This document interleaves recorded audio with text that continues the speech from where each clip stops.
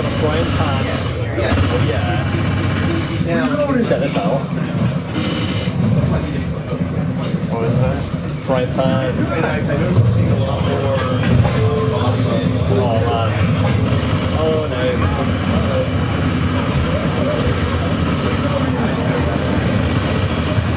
Frying pan no fun?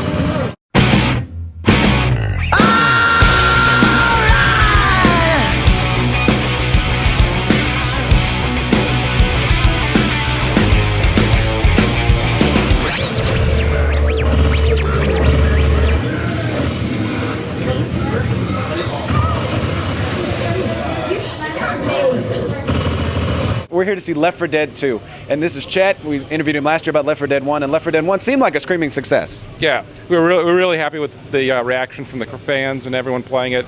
Gamers, you know, they played that. We had the survival pack come out. Everyone grabbed that up and been playing it.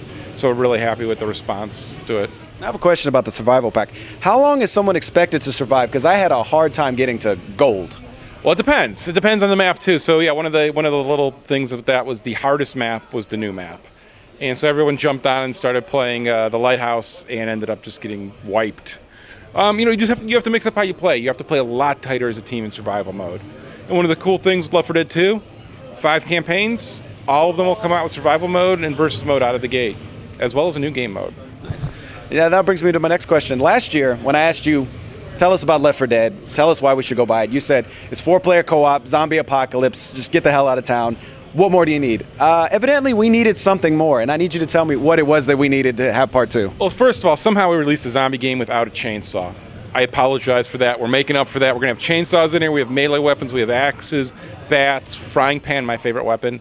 We've got all new weapons. And we also, we want to tell a different little bit of story here, right? So we had Zoe and the gang kind of went up to the northeast. And they're in their happy space now, as happy as you can be in the zombie apocalypse. And we wanted to tell a little bit different story. And so we're starting in Savannah and going down south through New Orleans. And so it's just really cool to be able to start with 4 new characters. We learn about them the same way we learned about our other 4. In fact, we're probably telling a little bit more cohesive of a story this time, because we're actually going to let you know what happens in between the events. So we'll start in Savannah, go through New Orleans. You know every time why you're starting, where you're starting, and what's going on. All right, now the thing that made this game, you know, different from others was the director. Yep. Have you made any changes to the director, or is it still the same beautiful piece of equipment that it was? We have the Director 2.0, so plenty of changes. And they're actual real changes, right? So one of the things is we just have a bunch of new and special infected. We're showing the Charger right here, but we also have a couple more that we're coming out with, and those are all playable also in versus. But that gives the director some more control of saying, hey, these guys are playing this kind of way. I want to send the Charger in there and mess them up.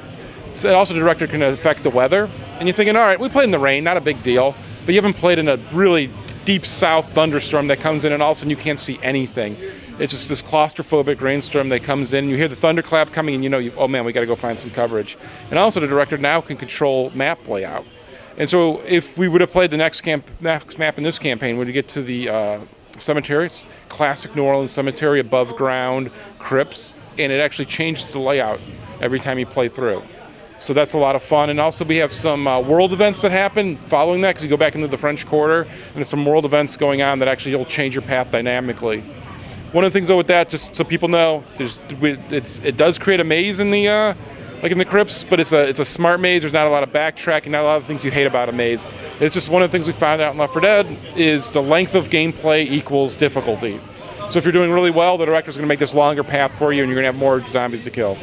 Which more zombies to kill is a win, right? More zombie kills is definitely a win, and Left 4 Dead is a win, and we are here checking out Left 4 Dead 2 at E3 2009.